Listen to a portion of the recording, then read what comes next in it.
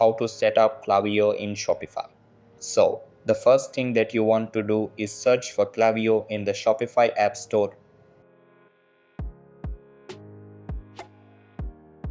Over here, click on the app called Klaviyo Email Marketing and SMS and then click on Install.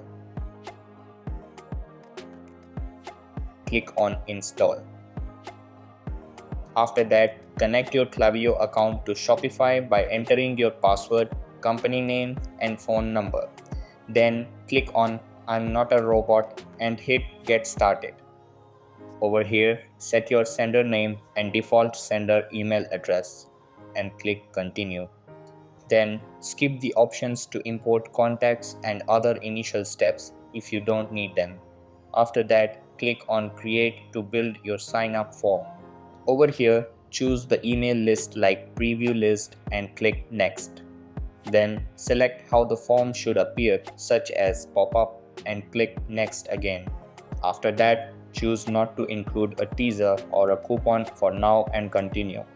Then pick the layout like left side image and click on Edit Form. Then go to your online store